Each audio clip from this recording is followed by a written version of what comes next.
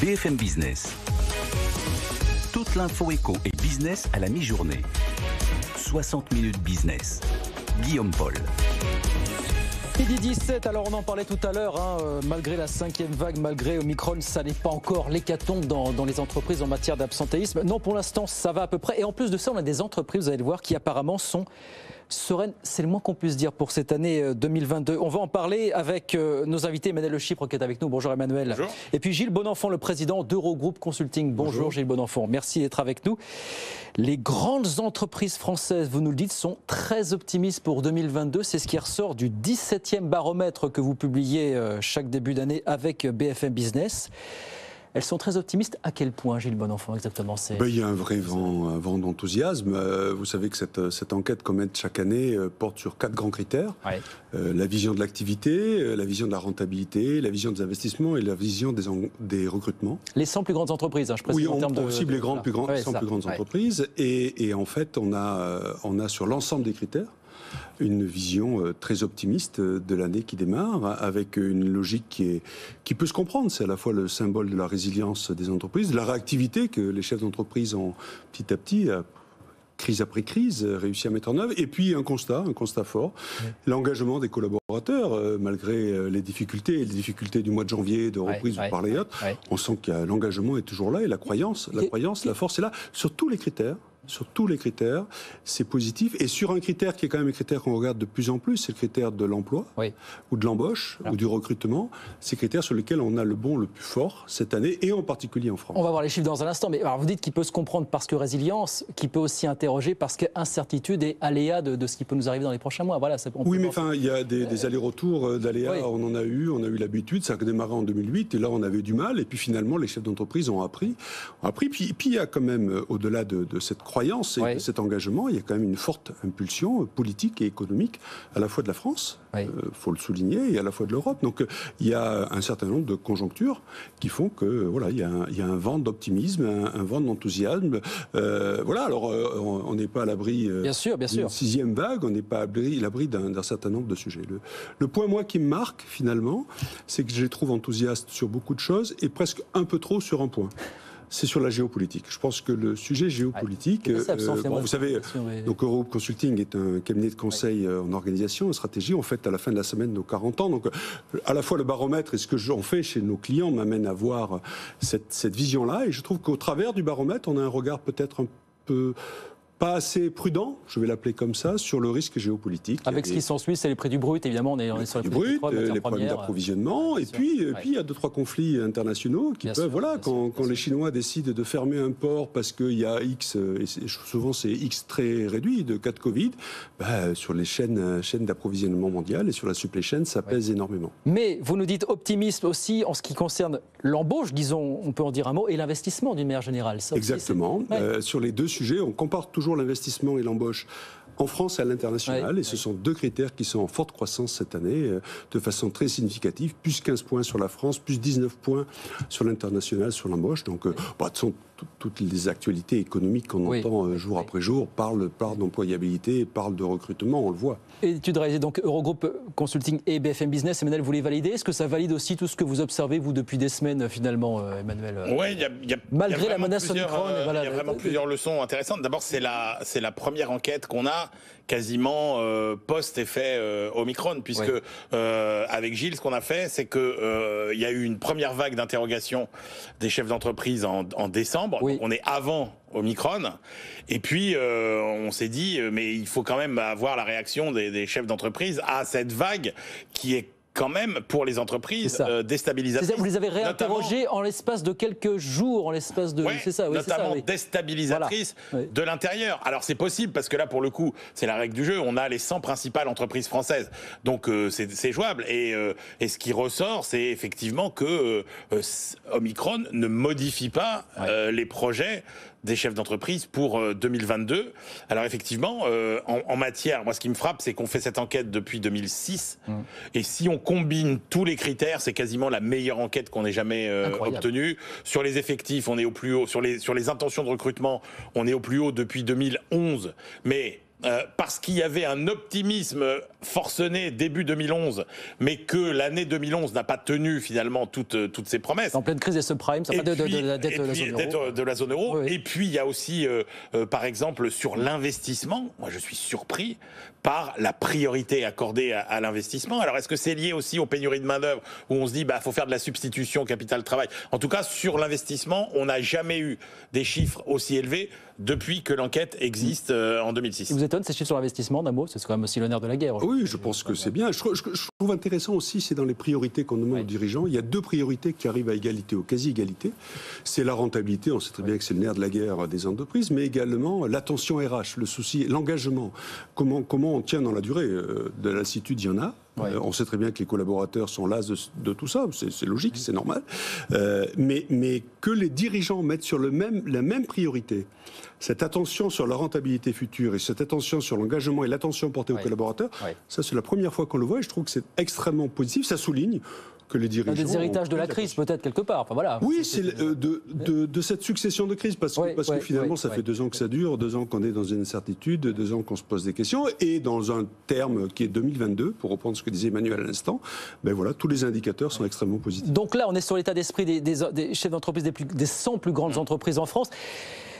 Élargissons un petit peu le spectre, comme on dit Emmanuel. Les petites entreprises, on a tendance à dire, voilà, chacun sa croix, chacun ses priorités finalement. Est-ce que les petites entreprises sont aussi sereines? Ce qui est vraiment, elles dont on dit qu'elles vont être les plus désorganisées par tout ce qui se passe potentiellement. Ce qui est vraiment très intéressant, c'est que au moment où on sort notre baromètre des grandes entreprises, BPI France sort sa 74e enquête semestrielle sur ce qui se passe dans les PME. Et donc là, on a, en l'espace de quelques jours, les moyens de comparer vraiment les deux. Et alors moi, il y a plusieurs conclusions que je trouve absolument passionnantes. La première, c'est que comme notre baromètre des grandes entreprises 2022 est sans doute le plus optimiste depuis la création depuis 2006, l'enquête auprès des PME qui est faite depuis 37 ans est aussi sans doute la plus optimiste que BPI n'ait jamais publiée, et notamment par rapport à un critère qui est la situation financière et la rentabilité des entreprises. Et puis la deuxième chose qui moi m'interpelle, c'est que on a souvent tendance, vous le disiez Guillaume, à opposer les grandes entreprises et les petites. Et là, il n'y a pas une feuille de papier à cigarette quand on regarde quelles sont les préoccupations des grandes et des petites. C'est exactement la même chose. Donc, le clivage de la taille n'est plus un clivage important dans la crise et dans les crises, j'ai envie de dire, que nous traversons. Et ça, c'est une conclusion majeure. Et la priorité absolue, c'est qu'on redécouvre ce qui est rare et qu'effectivement, la priorité absolue aussi dans les PME, c'est les ressources humaines, c'est le recrutement. Vous avez 82% des PME qui disent qu'elles ont des difficultés à trouver le personnel dont elles ont besoin pour fonctionner. Donc on comprend finalement le comportement des grands groupes. Il y a qu'est-ce qu'on fait pour finalement assurer une certaine forme de bien-être au travail de nos salariés, d'autant plus importante que les salariés, comme on a du mal à en recruter, il faut quand même les garder. Moi, j'ai été frappé dans le baromètre. Il y a une note que je trouve très intéressante. C'est la note que mettent les ressources humaines sur l'engagement des salariés. Et grosso modo, pour l'année 2022, si on prend donc nos 100 principales entreprises françaises, la note est de 3,9 sur 5. C'est à peine moins que la note d'il y a un an. Donc oui, c'est une priorité, et c'est vrai que on voit que ça va quand même changer beaucoup la donne. Et puis il y a aussi la question, et je vais laisser Gilles préciser, mais on interroge aussi ces entreprises sur quelles sont vos priorités, quels sont les risques. Et moi, il y a toujours un risque dont on parle jamais parce que ça, et pourtant ça devient. Vous savez, les risques, il y a 2 catégories. Il y a les risques ponctuels, et puis il y a les risques à long terme, les risques récurrents. Et il y a un risque récurrent qui est aujourd'hui le deuxième risque principal pour les entreprises, c'est les cyber-risques. Et ça, on n'en parle jamais, parce que c'est toujours sous les radars. On parle de plus en plus. Alors, de plus en plus, mais c'est vrai que c'est souvent sous les radars médiatiques, parce que par rapport à la crise sanitaire, par rapport au recrutement, etc. Mais je trouve que c'est intéressant de voir que, on a en priorité les risques sanitaires, 2, les cyber-risques. La géopolitique, le cyber-risque aussi, on en parle de plus en plus. Ça, c'est de plus en plus. Oui, alors, même analogie, grande entreprise ETI, on travaille aussi pour des ETI, et les projets sont des projets projets d'avenir, des projets d'investissement, des projets à l'international. Alors, dans une conjoncture, l'argent est pas cher, donc on voit bien que finalement on peut investir. Alors c'est peut-être le sujet sur la cyber sur lequel les grandes entreprises sont un peu plus préparées que les ETI ou que les PME. Donc c'est peut-être une petite poche de diversité, voilà, entre les petits éléments. Des sujets de précaution sur lesquels, mais on voit que c'est un risque qui est omniprésent. D'ailleurs, pendant les semaines qui viennent de s'écouler, on voit le nombre d'attaques qu'il y a eu et voilà. Donc, mais c'est vrai qu'on est dans une vision de l'année 2022 qui est la plus optimiste qu'on ait jamais traitée. L'année dernière, on parlait de résilience à la même période et on était encore plus hésitant et l'année telle qu'elle s'est écoulée a démontré que finalement on y était. Il nous reste 2 minutes. Il y a le calme que peut apporter la conjoncture sur le plan sanitaire aux entreprises pour continuer à avancer. Il y a ce que peut faire aussi le pouvoir politique. Est-ce qu'il y a des desiderata exprimés par les chefs d'entreprise à l'aune de cette année électorale sur lequel vous voudriez dire un mot, Gilles Bonenfant? Il y en a un toujours le même. Ce que peut faire, oui, je vous vois venir. Mais... Simplifiez-nous la vie. Voilà. Mais je pense que le gouvernement a fait beaucoup de choses. Si vous avez simplifié, c'est d'abord écouter les chefs d'entreprise, c'est expliquer, c'est communiquer, c'est simplifier. Et puis c'est un cercle qui s'arrête jamais. La loi ASAP, la loi Pacte, c'est bien, mais il faut continuer. Et Bruno Le Maire, qui fait quelques jours, dit il faut continuer à aller de l'avant. D'ailleurs, tous les candidats sont en train d'en parler finalement, et je pense que c'est un vrai sujet simplifié. Oui. Après, il y a des sujets structurants qui sont importants. Un sujet lié aux critères ESG, qui sont des critères essentiels sur lesquels il va falloir mettre en place. Mais il n'y a plus de sujet, Gilles, là-dessus. Quand on regarde les entreprises qui disent, ça y est, c'est dans les. Moi, ça m'a frappé dans le baromètre. Ça y est, c'est plus un objectif. C'est déjà, on est dans l'action. Oui, Emmanuel, moi, il y a quelques années, je défendais le Patriot Act à la française ou à l'européenne avec Christine Lagarde, qui était ministre du Commerce extérieur. Je pense qu'à nos frontières européennes, on pourrait regarder un peu ces critères-là. Ouais. Parce que toute cette marchandise qui passe des frontières pourrait regarder. Mais là, c'est des vrais critères de valorisation et peut-être pour favoriser les entreprises européennes qui sont en avance par rapport à 2 entreprises internationales. C'est vrai que le grand défi... Je vous lance pas là-dessus, parce que vous êtes le grand défi politique économique, c'est quand même la simplification. Ce matin, Valérie Pécresse n'a parlé que de ça, finalement, sur les procédures, les normes, et puis surtout l'instabilité. C'est-à-dire que non seulement on a beaucoup de codes, 85 codes, 400 000 normes, mais en plus, on les change en permanence. Et ça, il n'y a pas eu de progrès. Et moi, je voudrais dire un mot, les impôts de production. Fabriquant des zones franches comme font d'autres pays européens et on aura de la production sur place. C'est essentiel. Autre chose ? D'accord, Emmanuel ? Alors c'est ça, absolument. Et puis alors sinon, ce que demandent les chefs d'entreprise, si le gouvernement fait pas tout ça, si le prochain gouvernement fait pas tout ça, c'est surtout ne rien faire. Ne faites rien, quoi. Ne faites rien de plus.